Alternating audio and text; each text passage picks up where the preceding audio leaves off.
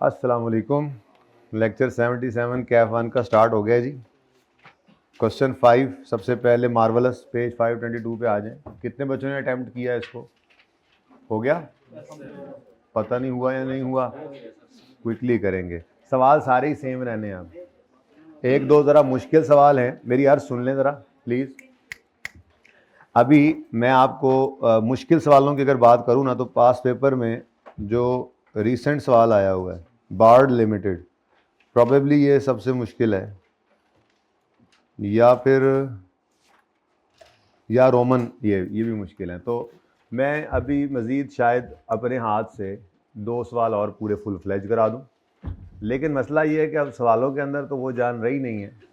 तो हर सवाल के अंदर आपको नज़र आ रहा है वर्किंग वन ही है, वो जो मैं एंट्रीज़ करता हूँ वो मैंने इंशाल्लाह हर सवाल की आपको करानी है। लेकिन जब वो हो जाए तो इनकम स्टेटमेंट बनानी है, बैलेंस शीट बनानी है, चेंज इक्विटी बनानी है, वो फिर एक कॉमन चीज़ है। तो समझ लें कि आज और कल का दिन है जिसमें मैं आपको फुल फ्लैश सवाल करा रहा हूँ। उसके बाद फिर ये टॉपिक तो ख़त्म है, सवाल पूरे करने हैं हमने। जब तक वो पूरे ना हो चलते रहेंगे हम, 2 दिन लगाएं 3 दिन लगाएं, लेकिन सवाल सारे गुजारेंगे इंशाल्लाह हम, ठीक है।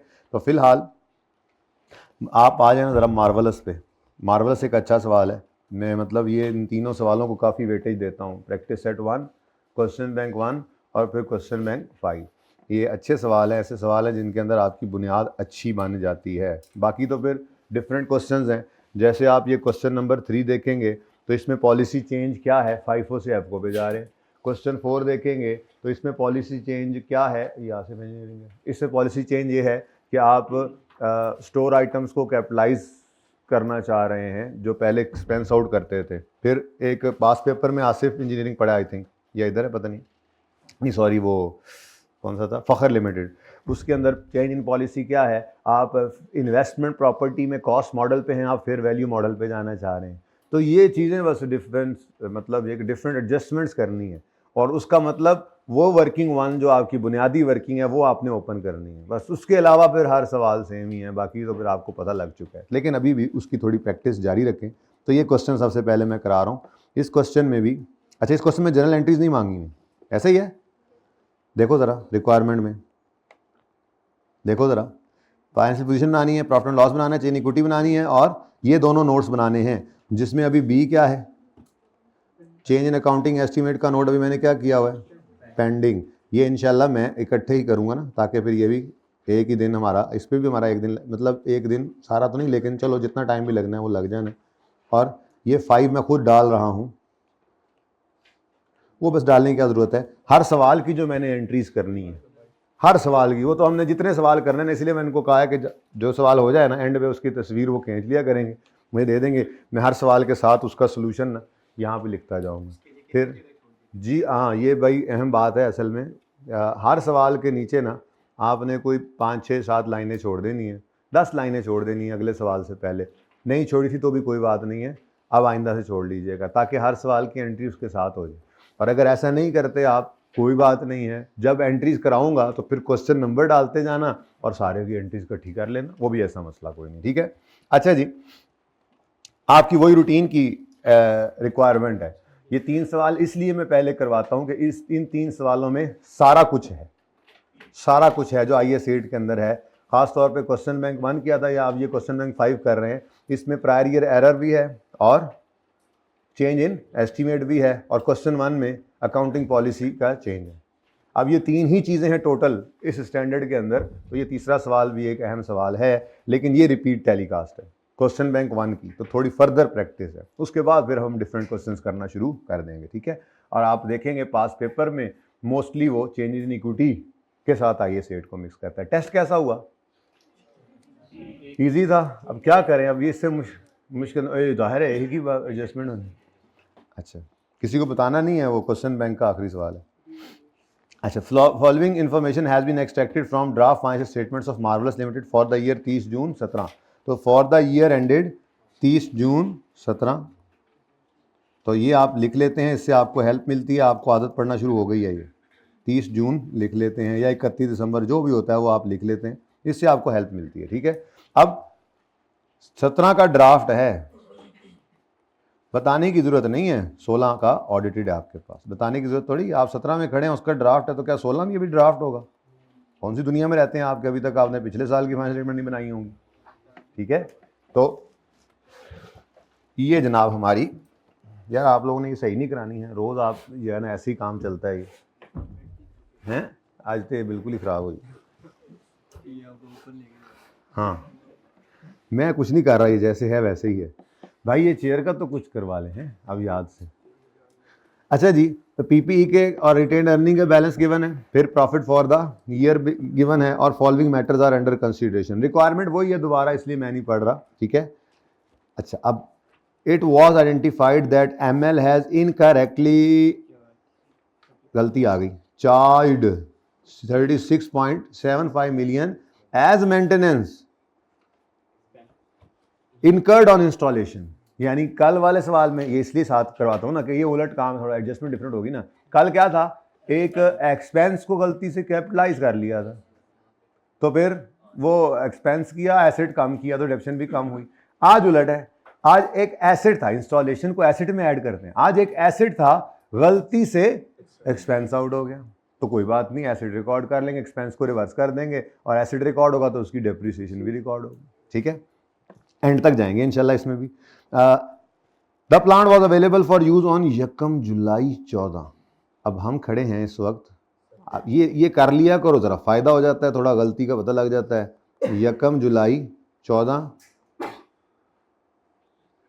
30 जून 15, 30 जून तो गल बहुत वध गई है, 16 स्ट्रेट लाइन है। ओहो, मज़ा आता, रिड्यूसिंग बैलेंस होता है। रिड्यूसिंग बैलेंस भी था किस सवाल में, 30 जून 17। ठीक है जी। अच्छा, अब गलती कहाँ हुई है, यकम जुलाई 14 पे। तो ये छोटी सी वर्किंग में टाइमलाइन बना लिया करो अपने पास, जहाँ वर्किंग कर रहे हो तो वहाँ छोटा सा लिख लिया करो, कोई मसला नहीं, इससे हेल्प मिलती है। ठीक है अच्छा, अब हम खड़े हैं इधर 17 में, ये ड्राफ्ट है हमारे पास, और 16 भी हमारे पास ही है, मतलब कंपैरेटिव में आएगा। ठीक है, तो इनकम स्टेटमेंट 2 साल की 16-17, बैलेंस शीट 2 साल की 16-17, ये क्या है जी, ये 15 है, ये 16 है, और ये 17 है, मैं ऐसे बोल रहा हूँ। ठीक है ना, ये बिल के इधर लिखो, 15, 16, यहाँ से नजर आया दूर से 17। ठीक है, तो हम 17 में खड़े। अब इनकम स्टेटमेंट 17 और 16 की बनेगी, चेंज इन इक्विटी 17 और 16 की बनेगी, और बैलेंस शीट 15, 16, 17, 3 साल की। लेकिन पीएनएल क्योंकि फॉर द ईयर होता है, तो पीएनएल बनाते हुए बस 16 में खड़े होकर 16 को, 17 में खड़े होकर 17 को। चेंज इन इक्विटी का तरीका, वारदात वही है, ओपनिंग क्लोजिंग क्लोजिंग लिखना है, लेकिन चूंकि आज 2 साल से भी पीछे चली की कहानी, तो ओपनिंग से ऊपर दो, यानी तरतीब वही रख ली इसमें भी हमने, हर सवाल एक तरह से करने की। ये तीसरा सवाल भी बस कुछ नहीं है, बस आपको पक्का करने के लिए जो आपने कहा। आईए सेट कैसा लग रहा है आपको, आईए सेट क्यों आसान है, क्योंकि आप मेहनत पीछे करके आ रहे हैं। करेक्शन ऑफ एरर के टॉपिक के अंदर, उसमें भी हमने प्रॉफिट्स की एडजस्टमेंट्स, एसेट्स की एडजस्टमेंट पे जोर लगाया था, वही काम यहाँ पे हो रहा है। बस थोड़ा सा सिखाने की बात यही थी, रीस्टेटेड लिखना है, और जब जर्नल एंट्री करेंगे इंशाल्लाह तो आपको मजीद लॉजिकली क्लियर हो जाएगा कि हम 17 में खड़े हैं। तो मैंने कहा था डोरेमोन नहीं है कि 16 और 15 की किताबें ओपन कर, वहाँ पहुँच के ओपन कर लेंगे, नहीं, आप खड़े 17 में ही होते हैं, तो वहाँ पे एडजस्टमेंट जो कर रहे हैं। इसीलिए तो देखो 15 और 16 और 17 की गलती 16 और 17 की चेन इक्विटी में सही करते हैं, उससे ऊपर वाली कहाँ सही करते हैं, ओपनिंग रिटेन्ड अर्निंग्स में हिट कर देते हैं। एसेट्स लायबिलिटीज तो एज ऑन पड़े होते हैं, लेकिन इनकम्स एक्सपेंसेस जो है वो फॉर द ईयर होते हैं, जो प्रॉफिट में निकल के रिटेन्ड अर्निंग्स में आकर इकट्ठे हो जाते हैं। ठीक है, तो चाहे इससे पीछे 10 साल की भी गलती होगी या 10 साल की पॉलिसी चेंज का इम्पैक्ट होगा, वो आपकी ओपनिंग रिटेन्ड अर्निंग में पड़ जाएगा। ठीक है, चले खैर, तो ये 3 साल की वर्किंग करनी है, एक तो हमें ये पता लग गया। अच्छा, उसके बाद वो कहता है it has been depreciated on straight line basis over 4 years. ठीक है जी, कोई मसला नहीं। एसेट रिकॉर्ड नहीं किया, इंस्टॉलेशन को एसेट में ऐड नहीं किया, बाकी एसेट तो रिकॉर्ड हो गया होगा, वो रिकॉर्ड हो गया तो वो सही डेफिसिट भी हो रहा होगा। मसला किस में है, वो इंस्टॉलेशन की अमाउंट में जो गलती से एक्सपेंस आउट हो गई थी, तो उसको कैपिटलाइज कर लेंगे और उसी अमाउंट की डेप्शन चार्ज नहीं हुई चार्ज कर देंगे। ठीक है, नेक्स्ट। तो ये क्या है, ये वैसे क्या चीज़ है, अब ये क्या चीज़ है, आइडेंटिफाई हुआ क्या, ये प्रायर ईयर का एरर है, प्रीवियस ईयर प्रायर ईयर का एरर। ठीक है जी, चलो नेक्स्ट। आगे कहता है इन view of significant change in expected pattern of economic benefit from an item of equipment, it has been decided to change the adaptation method from reducing balance to straight line. Reducing balance से straight line पे चले जाओ. The equipment was purchase on यकम जुलाई 15. वैसे ये जो बना के रखा हुआ तो पता लग रहा है ये यहाँ की बात हो रही है. ये पिछले साल में एक प्लांट खरीदा था, ठीक है, जो भी चीज़ खरीदी थी, प्लांट ही है, इक्विपमेंट है, इक्विपमेंट खरीदा था यकम जुलाई 15 पे, और 15 वाले साल में रिड्यूसिंग बैलेंस मेथड से डेप्रिशिएट हुआ होगा. क्या ख्याल है? सॉरी, हाँ, 16 वाले साल में रिड्यूसिंग बैलेंस से डेप्रिशिएट हुआ होगा, ठीक है. अब 17 वाले साल के अंदर वो कह रहे हैं स्ट्रेट लाइन पे करो, तो वो हमने साल के पहले दिन से अप्लाई करना है, ठीक है. लेकिन मसला वही है, आइए सेट में ड्राफ्ट बना नहीं, वो ठीक है, वो कर लेंगे, वो तो book value at the rate of change estimate होगी, डिवाइड बाय रिमेनिंग लाइफ होगी, ठीक है. अब अगर वो कह रहा है कि इसने reducing balance having estimated life of 5 years और रेजिडुअल वैल्यू 16 थी, तो depreciation at the rate of इतने on reducing balance method is included in above. ये वाली लाइन ना मैं कहता हूं कि ये is included in above draft बताने की जरूरत नहीं होती उसको. ये बात इंपॉर्टेंट तब है जब वो ये कहे कि ये डेप्शन ऊपर इंक्लूडेड नहीं है. बात समझिएगा, वो कहे ना कि ये वाली डेप्शन जो रिड्यूसिंग बैलेंस वाली है ये ऊपर वाले ड्राफ्ट में इंक्लूडेड नहीं है, तो फिर हमारे लिए अहम बात है. इंक्लूडेड है ये तो हमें भी पता है, क्योंकि ये ना भी बताए तो जब ड्राफ्ट बन चुका है तो इस साल की डेप्शन चार्ज हो चुकी है, ठीक है, और ये मैटर्स तो अभी अंडर कंसिडरेशन है. खैर चलें, अच्छा है, जितना और हमें खोल के बता दें, हमारी तो आसानी है ना, ठीक है. तो वो क्या कह रहा है कि रिड्यूसिंग बैलेंस वाली डेप्शन इस साल भी चार्ज हो गई. तो अब वैसे तो ये एस्टीमेट चेंज है, हमने 16 वाले साल को नहीं छेड़ना, मसला 17 में ही है. 17 में एस्टीमेट चेंज करना है. अगर डेप्शन चार्ज ना की होती तो हम नए एस्टीमेट वाली डेप्शन चार्ज कर देते, लेकिन उन्होंने क्या किया, पुराने वाली डेप्शन चार्ज कर गए हैं. अब पुराने वाली डेप्शन चार्ज हो गई है, नए वाली करनी थी, तो पुराने वाली खत्म करके नए वाली रिकॉर्ड करें, या नेट करके हम जैसे कर रहे थे वैसे भी कर सकते हैं, ठीक है. तो ये कल वाला सवाल ही है. और आगे क्या कहता है, following balances pertain to the statement of financial position on 30 June 15. ये क्या है, ये ऊपर क्या था, अच्छा ऐसे ही नीचे उसने 30 जून 15, ठीक है, ये यहाँ पे, अच्छा तो ये यहाँ पे दे देते यार ये तुमने ऐसे ही हमें परेशान किया है भाई, हैं, असल बस ये बात थी, तो यूँ कह देते, बस कह देते, हमें वैसे ही कह देते, हम समझ जाते यार. ये क्या तरीका तुमने अपनाया नीचे जाके परेशान करने के लिए, हैं जी. तो आई के क्वेश्चन में ना बस देखो कैसे छोटी छोटी फनकारियाँ होती हैं, लेकिन आप पक्के पैरों पर खेलते हैं, ठीक है. क्या कह रहा है, RE 180 और PPE 650. ये दो चीज़ें हमें गिवन है, 650 और दूसरा कितना है जी,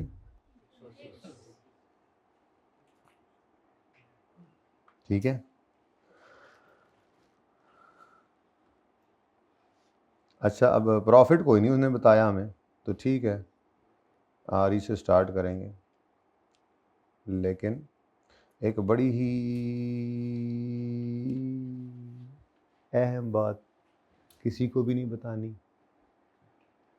इधर तो चलो प्रॉफिट नहीं है माना, लेकिन इधर तो प्रॉफिट है ना 16 के साल में.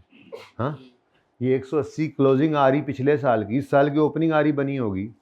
ओपनिंग RE 180 में 85 ज़रा जमा करना.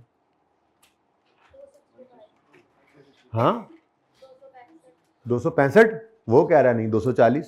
ये क्या हुआ होगा, ये क्या हुआ होगा, ये बात समझ आई है. ये एक मसला सामने आ रहा है जी, मसला सामने आ रहा है. मसला क्या आ रहा है, मैं वो वर्किंग ज़ीरो कर रहा हूँ वैसे ही आपको समझाने के लिए, ज़रा जहाँ ज़रूरत पड़ेगी तो कर भी लेंगे. वर्किंग ज़ीरो रिटेन्ड अर्निंग का किसका कॉलम है जी, ये रिटेन्ड अर्निंग का अकाउंटेंट वाला, ये जो क्वेश्चन का पार्ट होता है ना, ठीक है.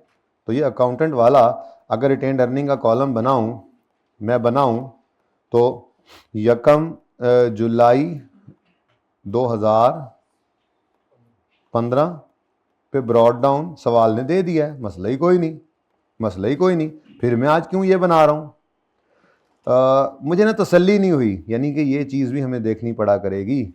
ये भी सरप्राइज़ हो सकता है, शायद ये है तो इसी सवाल में, या शायद किसी और सवाल में एक आधे में और भी आ जाए, लेकिन फ़िलहाल मेरे ख्याल में इसी में एक आधे में खैर शायद और भी है. वो शेयर कैपिटल में है शायद, कि उसने बोनस का बताया है और क्लोजिंग कैपिटल पड़ा हुआ है इस साल का, जिस साल की ओपनिंग की भी हमें ज़रूरत है, तो वो रिवर्स वर्किंग इस तरह से जहन में लाना पड़ेगा। तो कॉन्सेप्ट पक्के होने बड़े ज़रूरी हैं। देखो ना, अब यहाँ पे वो कहता है 30 जून 2016 पर कैरी डाउन, ये देखो ये मैंने उठाया, ये 180, 30 जून 15 का क्लोजिंग, 1 जुलाई 15 का ओपनिंग हो गया, फिर ये 30 जून 16 का क्लोजिंग, ये हमारे 16 वाले साल की आ रही है, रिटेन अर्निंग का लेजर आ गया। कोई मसला? यहाँ तक कोई मसला? यहाँ तक तो कोई मसला नहीं है जी हमें। अच्छा, अब असूली तौर पर आपको पता है, अगर प्रॉफिट्स डालें, पूरे सवाल में कहीं उसने डिविडेंड का जिक्र नहीं किया हुआ, ऐसे ही है ना। अब प्रॉफिट 2016 का जो प्रॉफिट है, ये प्रॉफिट फॉर द ईयर 16 कितना है? 85। तो ये किस तरफ आना है? तो प्रॉफिट ऑफ 2016, ये जनाब क्रेडिट साइड पे कितना आता है? 85 आए, तो ये तो बैलेंस हो जाना चाहिए था। मैं ये कह रहा था ये तो बैलेंस हो ही नहीं रहा, ये तो बैलेंस हो। अच्छा, अब देखो लेजर में फौरन समझ आ गई है। थोड़ी देर पहले मैं क्या बात कर रहा था कि ओपनिंग आ रही में 85 ऐड करें तो 200 कितना बनाया था आपने? 265 बन रहा है, लेकिन यहां पे 240 नजर आ रहा है, तो आप सबको समझ नहीं आ रही थी। जैसे ही मैंने लेजर में रखा, आपको फौरन पता लगा, ओ बैलेंसिंग फिगर इधर आ रही है। ये कैश फ्लो में ये वाला काम बड़ा आपको हेल्प देगा, जो भी से आपको समझ आना शुरू हो गया। कैश फ्लो का टॉपिक में भी इसके बाद ही मैं शुरू कर दूं, ठीक है।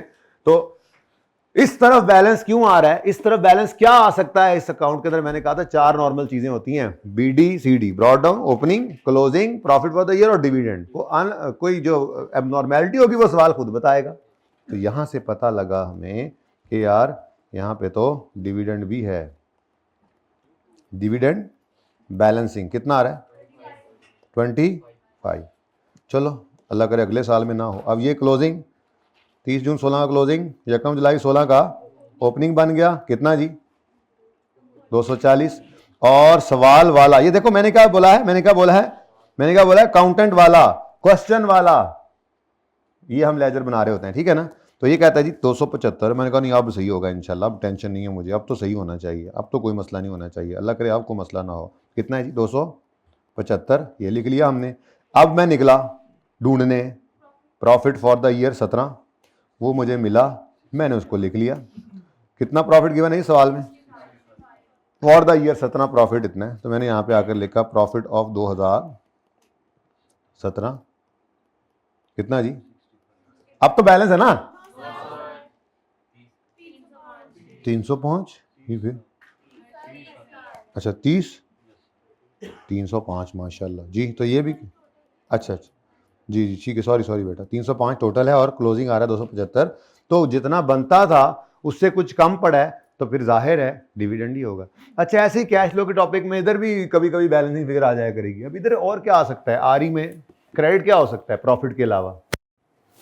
प्रॉफिट के अलावा क्या क्रेडिट हो सकता है आरई में?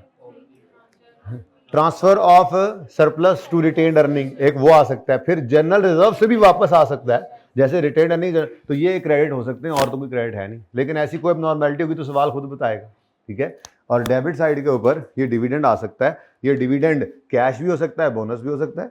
आहिस्ता आहिस्ता चीजें बढ़ा रहा हूँ आपके दिमाग के लिए, ठीक है। खैर चलें छोड़ें, ये वर्किंग जीरो, वक्त जरूरत पड़ने पर मैं इसको नंबर दे दूंगा, ठीक है। ओके, ये ऐसे ही ना, ऐसे ही अभी सवाल मैंने शुरू नहीं किया था, ये ऐसे ही मेरे जहन में आ गई ये बात। वो चेंज इन इक्विटी बनाते हुए जरा ध्यान कर लेना ना, ये वैसे ही आपको समझाया है। ओके, चलें आगे। आगे क्या चलें, सवाल तो खत्म हो गया, इसको साइड पे करो भाईजान। आप अब यू आर नो मोर, ओ मोर नहीं, नो मोर। ये क्यों मैंने इसको काट दिया जी यहाँ से? इसकी कोई ज़रूरत नहीं है, इसकी बिल्कुल जो भी ज़रूरत थी अब हमने पूरी कर लेनी ऊपर, ठीक है। तो वो उठा के ले गया मैं, सिंपल सवाल अब आपको मैंने प्रैक्टिस सेट 1 जैसा बना दिया। तो प्रैक्टिस सेट 1, जिधर जाते हैं प्रैक्टिस सेट 1, जिधर जाते हैं प्रैक्टिस सेट 1 आगे खड़ा होता है। हर सवाल को मैंने उसके साथ मैच करवाना है, डेटा को उसके साथ मैच करवाना है। जो चीज़ मिसिंग है वहीं से देखूंगा। आपको मैंने पहला सवाल किया था, उसमें साल कौन कौन से? 2001, 2 और 3। हमारी आरई कौन सी वाली चाहिए थी हमें? स्टार्टिंग पॉइंट 2001 की, खड़े 3 में है, 2001 की आरई चाहिए। तो इधर भी पिछले सवाल में फिर ऐसे ही था, ठीक है, आज भी ऐसे ही है, खड़े 17 में है, तो हमें स्टार्टिंग पॉइंट हमारा चेन इक्विटी का कौन सा होगा? 16 की आ रही, नहीं 15 की क्लोजिंग आ रही, 15 की क्लोजिंग आ रही। तो वो सवाल में आज गिवन थी नीचे, कल ये सवाल में गिवन नहीं थी, कल ये सवाल में हमने निकाली थी, ठीक है। लेकिन आज नहीं, मुसीबत पड़ गई। अब ये ना देखने की बात है, 180 में 85 ऐसी जबानी देखेंगे तो नजर आ जाता है, 180 में 85 ऐड करें तो क्लोजिंग 240 नहीं बनता, तो मतलब डिविडेंड है। तो लेजर बना लो, निकल आएगी फिगर। ठीक है, चलो अब तो कुछ नहीं रहेगा यार, तो सिंपल सवाल था। ठीक है, ये एस्टीमेट चेंज है, लेकिन एस्टीमेट चेंज है तो ये चेंज इन एस्टीमेट, लेकिन मसला थोड़ा सा क्या बन जाता है, एस्टीमेट चेंज में थोड़ा एरर बन जाता है। ड्राफ्ट बन गया ना तो पुराने एस्टीमेट के हिसाब से वो जो डेप्रिसिएशन कैलकुलेट करके चार्ज कर देते हैं ना, उस वजह से वो फिर इस साल के अंदर, यानी ये वो एरर है जो हम पहले पढ़ के हैं करेक्शन ऑफ एरर के टॉपिक में, उसी साल की गलती उसी साल में सही कर रहे हैं। सही तो उसमें भी करते थे, तो इसीलिए वो बताते भी किसी को नहीं। कल मैंने एंड पे जाके चाहे वो सारा सीन ड्रॉप कर दिया था ना, कि यार तो करंट ईयर को दिखाना ही नहीं है। ठीक है, चलिए शुरू करते हैं काम। क्वेश्चन नंबर कौन सा है? क्वेश्चन बैंक नंबर 5, पे number 522, MEL marvellous engineering limited, ML है, ML।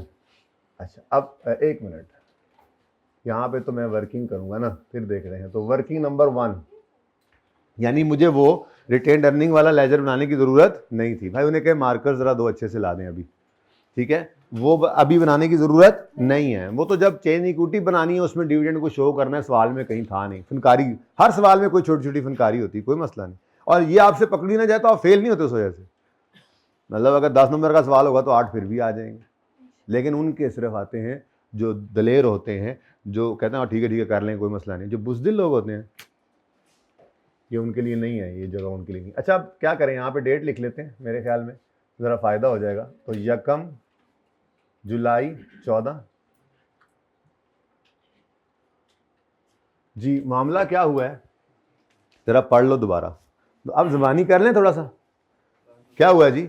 इनकरेक्टली मेंटेनेंस बना लिया एक एसिड को, इंस्टॉलेशन एसिड का पार्ट बनता है ना। चलो लिख देता हूं फिर। ओरिजिनल होना क्या चाहिए था? होना क्या चाहिए था? PPE debit, cash credit. लेकिन हो क्या गया? ये दिमाग में करना होता है। हो क्या गया? हाँ जी, एक्सपेंस डेबिट कोई, और ये अब नजर नहीं आ रहा होगा, डस्टर नहीं मेरे पास। एंड वालों ये दिमाग में करना है। मैं चाहता भी नहीं था आपको ऐसे नजर आए, लेकिन आदत न डाल देना जहां, लेकिन थोड़ा अगर लगे डर तो फिर बेशक ये किया करो जी। ओरिजिनल क्या होना चाहिए था? PPE debit, cash credit. ठीक है, जो भी अमाउंट होगी। लेकिन हो क्या गया? Done by accountant. अब ये जो डन बाय अकाउंटेंट था, ये सही नहीं था, ये गलत है। ठीक है, तो इसको सही कर लेते हैं। अब वो हमने करना होता है वहां पे। ठीक है, मेंटेनेंस एक्सपेंस डेबिट करके इसने कैश क्रेडिट कर दिया है। अब इसको हम सही कर लेंगे। ठीक है, मैं चेक करता हूं ना सही निकले, फिर देखना। अच्छा जी बच्चों, तो सही कराओ आप। PPE डेबिट मेंटेनेंस एक्सपेंस लिख लो। चलो, मेंटेनेंस एक्सपेंस क्रेडिट कितने से जी? 36.75। ठीक है बच्चों। अच्छा, अब इतनी जगह एंड पे जाके फिर बचनी कोई नहीं। 36 पॉइंट, बातें ना करो भाई, 36.75। चलो गुजारा करो। अच्छा जी, अब ये तो जनाब हमारा साल एंड हो गया 30 जून 2015 वाला। लेकिन अब एक मसला है, वो है एसिड।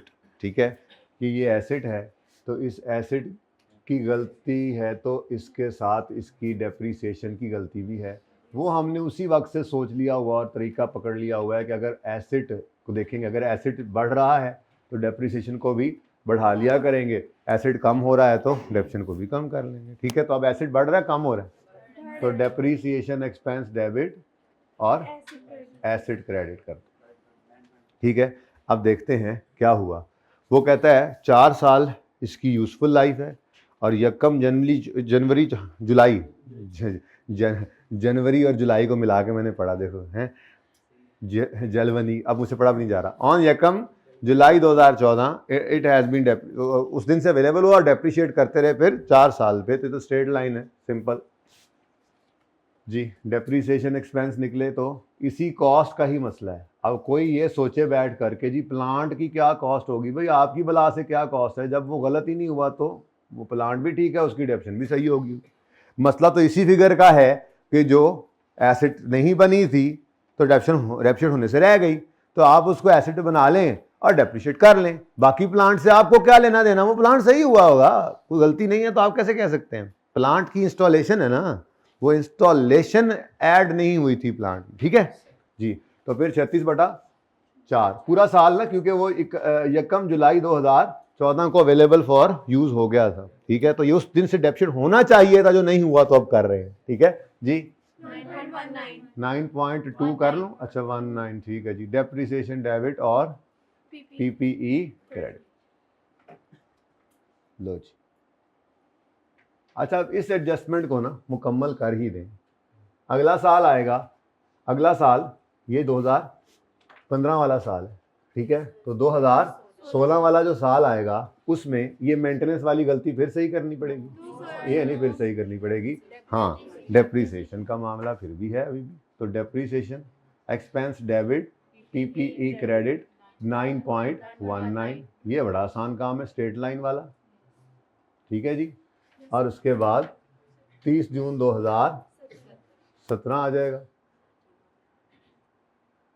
यहाँ पे लिख भी लेते हैं बल्कि, ये 30 जून 16 वाला साल है, ठीक है जी।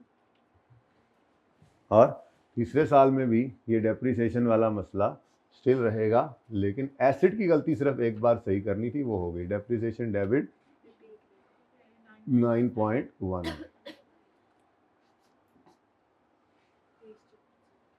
अच्छा वो भी लिखना, 30 जून भी लिखना, चलो ठीक है जी। को मसला ले, ये एडजस्टमेंट 1 हो गई मुकम्मल।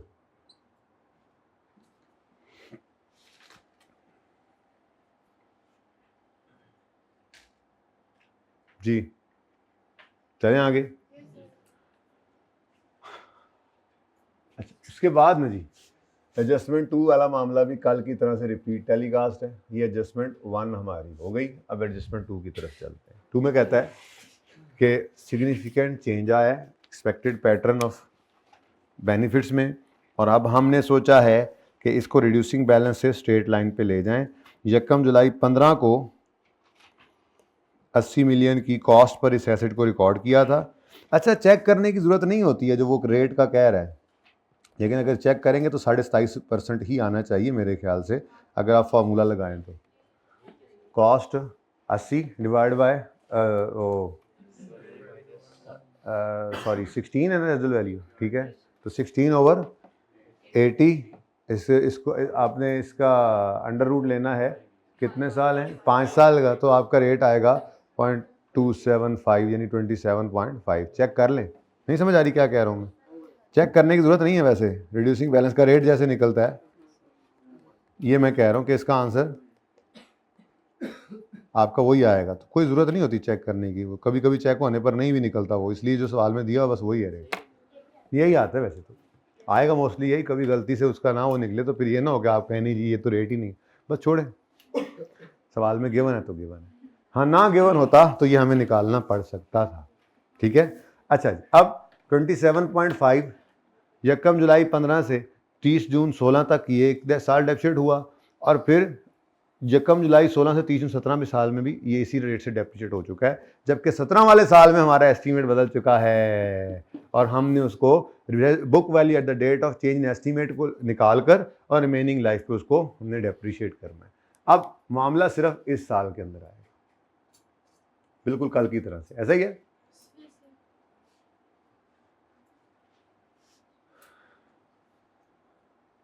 अब जी क्योंकि एस्टीमेट चेंज है और एस्टीमेट चेंज में हम रिट्रोस्पेक्टिवली नहीं जाया करते, सिर्फ प्रोस्पेक्टिव एप्लीकेशन उसकी करते हैं, यानी जिस साल में खड़े हैं उस साल में इसको अप्लाई करते हैं और ऑनवर्ड्स आने वाले सालों में भी उसी को ही अप्लाई करेंगे, नए एस्टीमेट को।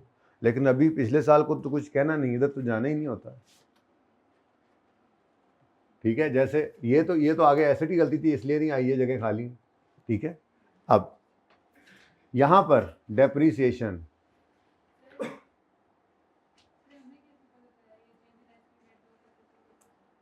ये हमें कैसे पता चला कि ये, हाँ बेटा ये लिखा हुआ है ना कि ये मैटर्स अंडर कंसिडरेशन है इस 2017 के साल के अंदर, कि इस साल में वो कह रहा है कि इसको डिसाइड किया। जाहिर है पिछले साल का तो नहीं ना आप डिसाइड कर रहे हैं, पिछला साल तो गुजर गया ना बेटा। ये देखो, following information has been extracted, सारी ड्राफ्ट फाइनेंशियल स्टेटमेंट से एक्सट्रैक्ट हुई हैं फॉर द ईयर 30 जून 17, और ये मैटर्स अंडर कंसिडरेशन है जिसके अंदर वो कह रहा है एक्सपेक्टेड पैटर्न जो है वो डिसाइड कर लिया है। एक्सपेक्टेड पैटर्न चेंज हो तो डिसाइड किया कि स्ट्रेट लाइन पे चले जाए।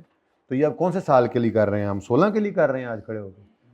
चेंज करने का 16 को सोच रहे हैं, 16 तो गुजर गया बेटा, उसका कहाँ से एस्टीमेट चेंज आप आज खड़े होकर कर सकते हैं वो तो गया।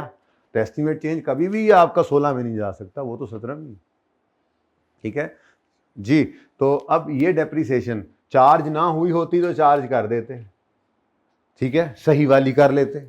लेकिन मसला क्या हुआ पड़ा है, डेप्रीसिएशन उसने पुराने एस्टीमेट वाली चार्ज कर दी जिस पे हमें शदीद एतराज़ है। ठीक है, तो अपनी वर्किंग कर लेते हैं, जो आपकी मशहूर ज़माना वर्किंग है, इसको मैं वर्किंग 2 कह देता हूँ।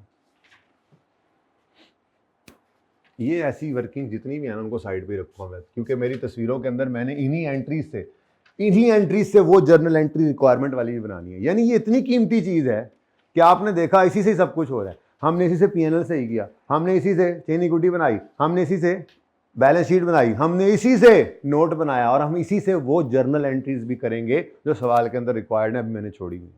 ठीक है, इसलिए इस एंट्रीज को मैं ऐसे ही छोड़ देता हूँ। इसी के नीचे तस्वीर जब मैं ले लूँगा ना सारी, तो यहाँ पे मैं वो कुछ, मेरे ख्याल में तो सवालों में जगह नहीं बची, मुझे अब ख्याल आया, तो इसको मैं कोशिश करूँगा कि अलग से थोड़ा सा लेकर चलो। एनीवेज, वर्किंग नंबर 2 में हमने डेप्रिसिएशन निकालनी है। तो 1 जुलाई 2015 को हमने एक एसेट लिया, ठीक है जी। कितनी डेप्शन है कितनी कॉस्ट है उसकी? 80 मिलियन। उसके बाद वो 30 जून 16 तक डेप्रीशिएट हुआ 80 इंटू 27.5, बिल्कुल करेक्ट डेप्रीसिएशन है ये, और 16 वाले साल में ये हो चुका है, और इसको कुछ भी नहीं करना था। मजबूरी सिर्फ ये है कि हमारा रिड्यूसिंग बैलेंस मेथड है, तो मुझे ये फिगर भी चाहिए अगले साल डेप्रीसिएशन के लिए। वैसे भी चाहिए थी, क्योंकि हमें बुक वैल्यू को रिमेनिंग लाइफ पे डेप्रीशिएट करना है अगले साल, तो फिर दोनों सूरतों के अंदर बहरहाल बुक वैल्यू तो चाहिए थी। ठीक है, गलत डेप्शन निकालने के लिए भी और सही के लिए भी। बताओ 22 माइनस हुआ तो 58। ये 58 बुक वैल्यू है 30 जून 16 की, जिसको हम प्यार से 1 जुलाई 16 भी कहते हैं ना, और यही वो डेट है जिस डेट पर हमने एस्टीमेट चेंज को लाकर खड़ा किया। ठीक है, इसी दिन की बुक वैल्यू को रिमेनिंग लाइफ पे डेप्रीशिएट किया जाता है। अब यहां पे वो गेम ऑन होती है कि इस 58 को उन्होंने क्या कर दिया। ये मैं मतलब वैसे मैं कर देता हूँ इस तरह से, लेकिन वर्किंग बहरहाल तरतीब से भी करता हूँ, ठीक है ना। इस 58 को इन्होंने गलत क्या किया है, मतलब रॉन्ग, पुराने एस्टीमेट के हिसाब से 58 को 27.5% लगा दिया, यानी 15.95। चलो अब जब वहाँ पे 2 डेसिमल बेटा लिए हैं तो अब लो ना, या तो फिर वहाँ पे मुझे उस वक्त 9 करवा देना था। 15.95, और होना क्या चाहिए था, करेक्ट क्या होना चाहिए था, ओरिजिनल क्या है, क्या होना चाहिए था, इस 58 को डिवाइड करना था। अब रिमेनिंग लाइफ निकालनी है। ओरिजिनल लाइफ 5 साल थी, 1 साल गुजर चुका, तो रिमेनिंग लाइफ 4, यानी कि 58 डिवाइडेड बाय 25% से मल्टीप्लाई जी, हाँ वो भी है, माइनस 16 डिवाइड बाय 4। ठीक है, ये 25% भी कह सकते हैं इसको, लेकिन आप छोड़ें इसको, ऐसे ही करें जी। कितना? अब ये देखो, डेप्शन चार्ज होनी चाहिए थी ये वाली, लेकिन उन्होंने कर दी है ये वाली, तो डेप्रीसिएशन ज़्यादा चार्ज हो गई। सही करने के लिए क्या करेंगे? अच्छा, कल भी ऐसा ही हुआ था यार, अच्छा आता, मज़ा आता है, ये भी डिफरेंट हो जाता कि होनी चाहिए थी डेप्रीसिएशन लेट से 10 रुपये, हो गई 12 रुपये, वही तो हुआ है। डेप्रीसिएशन होनी चाहिए थी 10 रुपये, हुई है अभी 8, तो फिर 2 से बढ़ाते। खैर चले, कोई बात नहीं, ये अब इस तरह से करना, ये तो आपको समझाने के लिए था, मैं उस प्रॉपर वर्किंग में कर लेता हूँ। ठीक है, कर दूँ? तो ये मैंने बुक वैल्यू निकाल ली जी, ठीक है, बुक वैल्यू निकाली है मैंने 30 जून 2016 की, बस इसको साइड पे कर दिया। अब मैं अपनी वर्किंग को करता हूँ क्या, कि depreciation as per new estimate जी, ये बनती है जी 58 डिवाइडेड माइनस 16 डिवाइडेड बाय 4 10.5। आप पहले ओल्ड भी लिख सकते थे, डेप्रीसिएशन एज पर ओल्ड पहले ना लिख दूं, चलो ठीक है, एज पर, कभी वो भी तो प्लस माइनस हो सकता है, ठीक है, अच्छा है। ये 58 का 27.5%, 15.95। अब यहाँ पे फिगर निकाल लेते हैं और ये देख लेते हैं। अब ये 5.45 के बारे में मैंने प्लस माइनस नहीं लगाना, मैंने यहाँ पे लिख लेना है कि ज़्यादा चार्ज हुई है रिवर्स करनी है या कम चार्ज हुई है चार्ज करनी है मजीद। तो देखो होना चाहिए था, यूँ लिख लेंगे ना अपने पास कि ये ओरिजिनल है, अपने समझने के लिए लिख रहे हैं, और ये क्या है, रॉन्ग। ये डन बाय अकाउंटेंट है, डन बाय अकाउंटेंट, और होना ये चाहिए था। अब होनी चाहिए थी 10 की डेप्शन, चार्ज हो गई 15 की, तो डेप्शन ज़्यादा चार्ज हो गई है, ज़्यादा चार्ज हो गई है। सही करने के लिए क्या करना है, तो यहाँ पे मैं अपने समझने के लिए लिख लेता हूँ एक्सेस डेप्रीसिएशन, हाँ, टू बी रिवर्स भी लिख लो ताकि आपको आसानी हो। इसमें कोई भी अंग्रेजी लिखने की जरूरत नहीं थी, आप ये ब्रैकेट में काम कर लें तो कर लें। आप दिमाग में ये सब सोचें और यहाँ एक ब्रैकेट के अंदर ये सारा काम कर दें ऐसे। अब ये काम एक ब्रैकेट में यूं किया हो आपने, आप करने के लिए कर सकते हैं, ठीक है। ये इतना सा काम है, 58 लिखा है, ठीक है। और ये इसका आंसर सोच के करें, वो तो आपको समझाने के लिए सारी बात। परिचय के अंदर आप इस काबिल हैं तो आप ये करें। मैंने क्या किया, ओरिजिनल, ये क्या है, रॉन्ग। कैलकुलेटर दोनों का आंसर देगा। आप फिर देखोगे कि जी ज़्यादा डेप्रीसिएशन चार्ज हो गई तो रिवर्स करने की एंट्री, रिवर्स करने की एंट्री क्या है, डेप्शन चार्ज करने की एंट्री ना, डेप्शन डेबिट एसिड क्रेडिट, तो कम करने की एंट्री रिवर्स करने, एसिड डेबिट डेप्शन। तो इतनी सी वर्किंग है सिर्फ, ये तो सिर्फ खोल खोल के आपको बयान किया गया है, ओके। फिलहाल तो बयान हो गया ना जी। तो डेप्रीसिएशन उल्टा दो, एक्सेस डेप्शन है रिवर्स कर दो, तो PPE debit, depreciation expense credit. अब चूंकि मैं वर्किंग कर चुका हूं, वर्किंग टू शो कर देंगे यहाँ पे 5.4, ठीक है जी, सवाल खत्म। अब तो बस मामूल की कार्रवाई रह गई, तो ज़रा क्विकली कर लें फिर। अब इसमें अब तरतीब, चूँकि सब कुछ मांगा हुआ है तो हम तरतीब अपने वाली ही रखेंगे, ठीक है। और वो तरतीब क्या है जी, प्रॉफिट एंड लॉस अकाउंट बनाएंगे, चेंज इक्विटी बनाएंगे, और तो रिक्वायरमेंट कौन सी है जी पीएनएल की, 2, रिक्वायरमेंट 2, ओके जी। रिक्वायरमेंट 2 है, क्या नाम है इसका, एमएल स्टेटमेंट ऑफ, उसने कम्प्रिहेंसिव इनकम का लफ्ज लिखा हुआ है, फिर वही लिखो ना, स्टेटमेंट ऑफ प्रॉफिट और लॉस, लेकिन उसके भी हम क्या बनाएंगे, बस रेलेवेंट एक्सट्रैक्ट्स, ठीक है जी। फॉर द ईयर एंडेड 30 जून 2017, इसमें हम 30 जून 17 और फिर 30 जून 16 करेंगे। चलो 30 जून 16। अब सवाल में देखते हैं क्या क्या गलत गिवन है। देखो यहाँ पे सवाल में एक्सट्रैक्ट्स के अंदर वो डेप्रीसिएशन की फिगर भी दे सकता है, तो बहुत अच्छी बात है, डेप्शन उठा के ले जाएंगे। एक्सपेंस को एक्सपेंस में बढ़ाना या कम करना ज़्यादा आसान है, वो आपने स्मार्ट एस्टेब्लिशमेंट वाले सवाल में देखा था। क्वेश्चन बैंक 5 था गालिबन, करेक्शन ऑफ एरर के टॉपिक 7 था, ओके जी। तो उस सवाल के अंदर आपने ये देखा था, ये तो उल्टा आसान काम है। प्रॉफिट पे तो फिर सोचना पड़ता है, एक्सपेंस बढ़े तो प्रॉफिट कम होता है, एक्सपेंस कम हो तो प्रॉफिट बढ़ता है, उलट सोच रहे हैं। इनकम बढ़े तो प्रॉफिट पे तो डबल सोचनी पड़ती थी। इनकम एक्सपेंस पे डायरेक्ट तो लिखना वैसे ही आसान है, हिट करना, ठीक है। लेकिन फिलहाल उसने फिर क्या दिया हमें, प्रॉफिट फॉर द ईयर। तो profit for the year,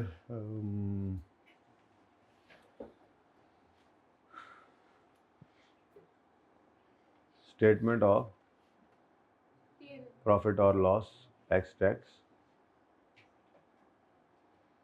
for the year ended 30 June 17 है, इसमें 30 जून 17 और 30 जून 16।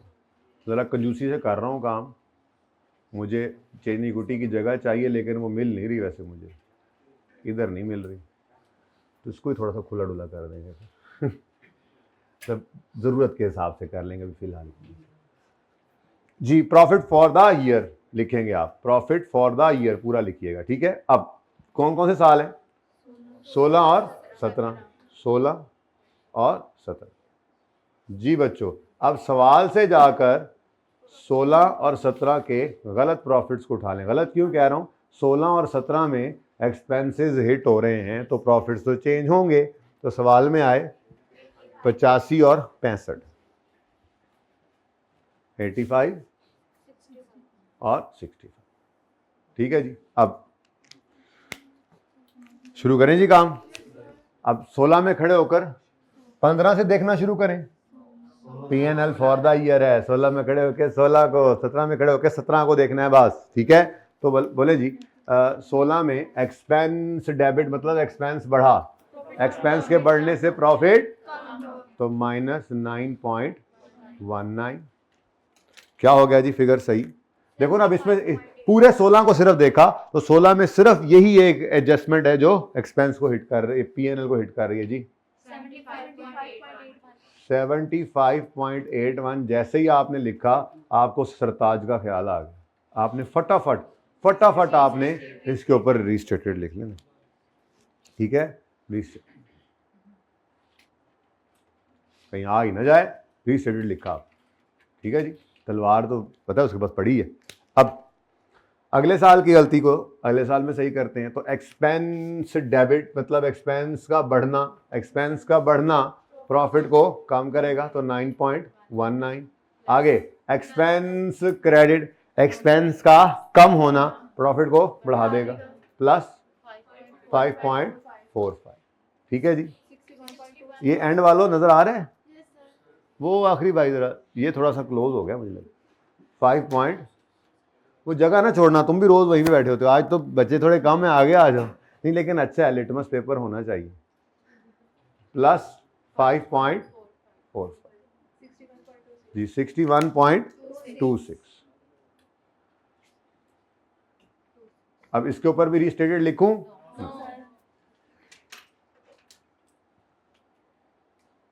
ठीक है जी। उसके बाद चेंज इन इक्विटी कौन सी रिक्वायरमेंट है? Requirement number 3, requirement 3 statement of changes in equity की। ये मैंने जगह पता नहीं क्यों शायद एंट्रीज करने के लिए छोड़ी, अब वो भी तस्वीर में पता नहीं कहाँ पे होंगी। चलो खैर कंजूसियाँ कर रहा हूँ फिलहाल, पता लगे बाद से। रिक्वायरमेंट 3 फ़ायदा कोई नहीं हुआ। Requirement 3 ML statement of changes in equity के एक्सट्रैक्ट्स हैं।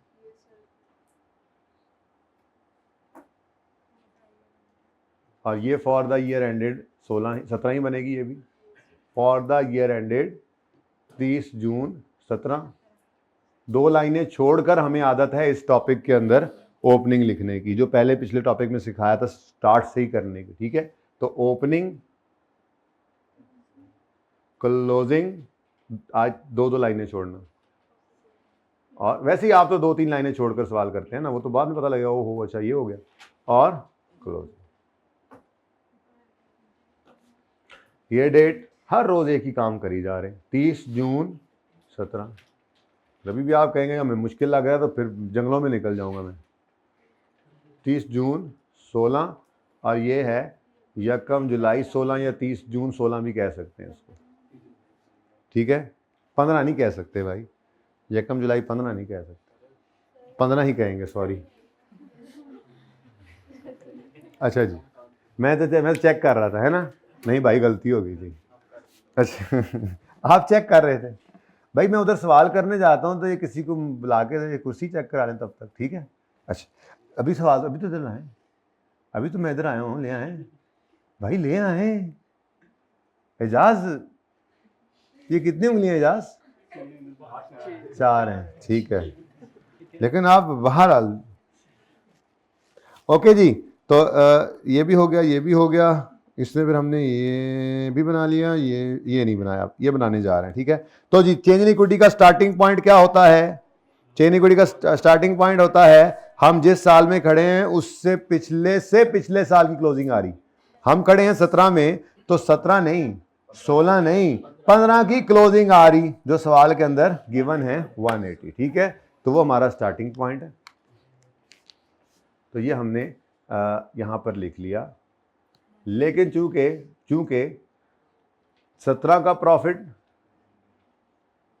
17 की आरी में आता है, ऐसा ही है, और 16 का प्रॉफिट 16 की आरी में आता है, और गलती 15 के प्रॉफिट्स को भी सही करने वाली मामला वो भी है, तो इसलिए ओपनिंग हमने 2 बार लिखना है आज। ठीक है, और 1 जुलाई 15 का ओपनिंग इधर भी आएगा। ठीक है, और वो कितना है जी? 120। ज़रा मैं आज रीस्टेटेड की बजाय सिर्फ आर लिख दूँ, गुजारा चलेगा? ओके, 180 120 कल वाले सवाल में। ओके, देखो रट्टा चेक किया, फिर सादा रट्टा चेक किया।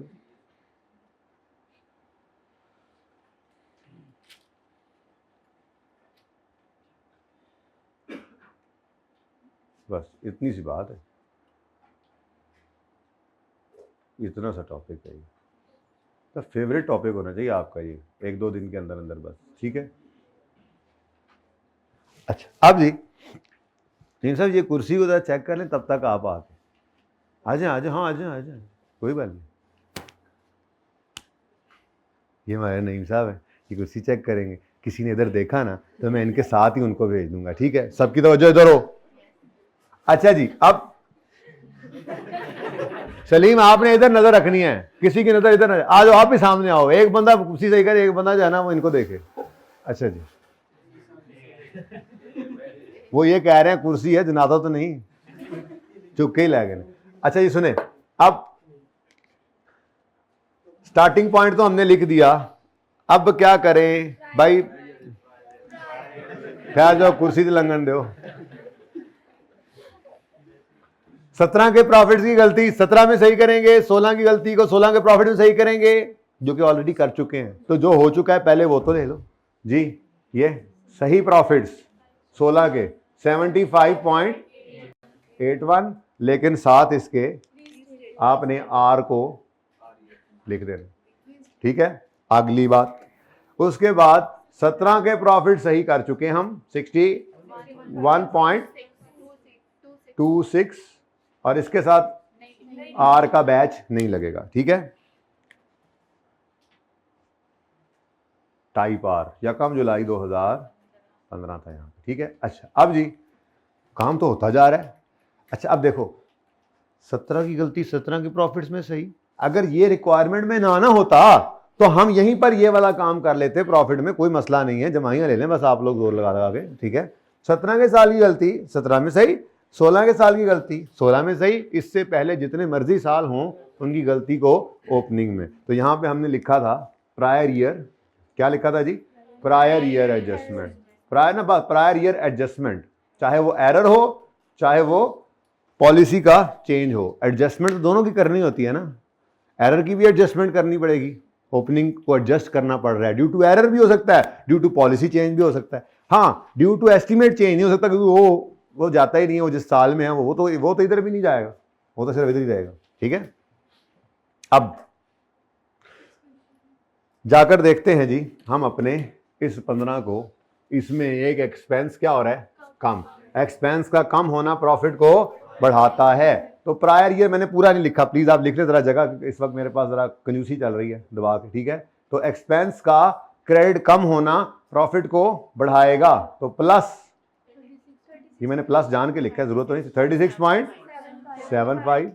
ठीक है जी, नेक्स्ट एक्सपेंस का बढ़ना, एक्सपेंस का बढ़ना प्रॉफिट को कम करेगा, माइनस 9.19। अब आपने कैलकुलेटर से पूछना है कि कैलकुलेटर भाई नेट में आंसर प्लस आ रहा है या माइनस?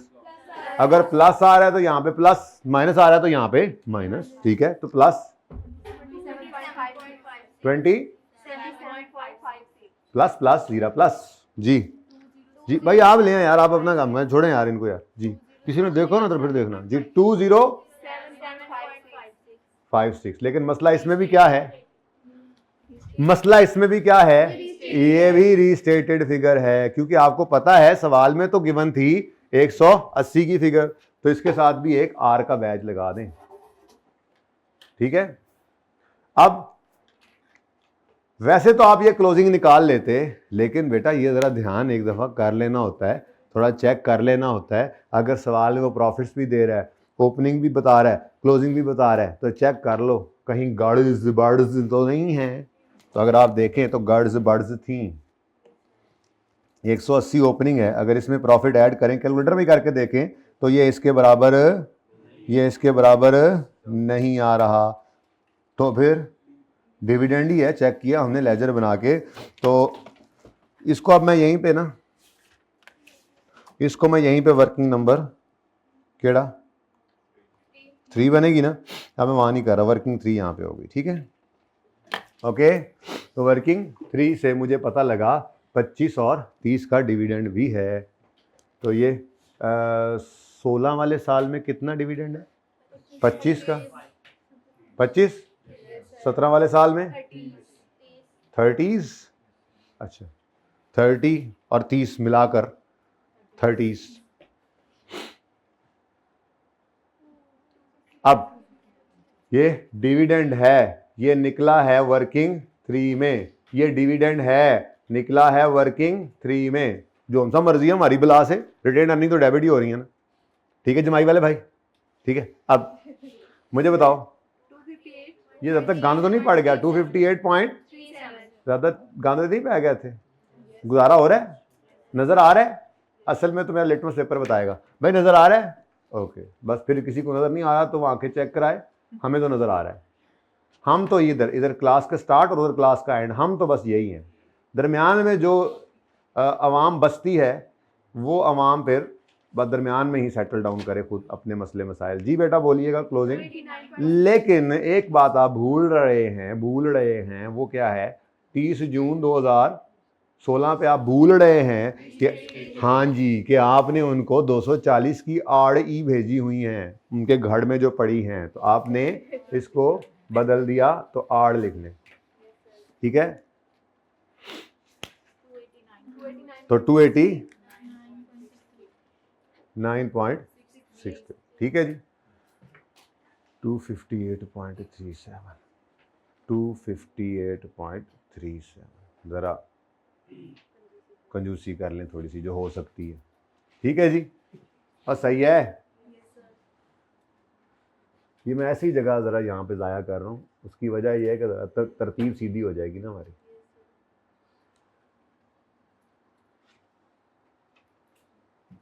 लो भाई, गुजारा हो गया। अच्छा जी, अब क्या रह गया जी? बैलेंस शीट और नोट भी, ठीक है जी, इसको रहने ही देते हैं, ज़रूरत नहीं है अभी तक जी। अब आ जाओ जी, क्या है रिक्वायरमेंट? बैलेंस शीट के रिक्वायरमेंट नंबर क्या है? अच्छा, तो आप लोगों ने सवाल किया हुआ था, फिर भी इतने शौक से क्यों कर रहे हैं सवाल? नहीं सही हुआ था? किस किस ने घर पे ट्राई किया? ओके, नहीं सही हुआ था, क्या मसला क्या आया था, मुझे भी बताएं ताकि मैं उस पर जोर लगाऊं आने। ओ सर, पढ़ाई था इसमें, चलें ठीक है जी, ठीक है, कोई बात नहीं, ये तो चलता है, फिर ये तो फिर चलता ही है जी, ठीक है, ये तो चलती है तुझे ऊंचा उड़ाने के लिए। ओके, नाउ रिक्वायरमेंट नंबर 1 है बैलेंस शीट। तो यहाँ पे लेते हैं एक छोटी सी कमर्शियल ब्रेक, साथ रहिएगा, पार्ट 2 शुरू करो यार।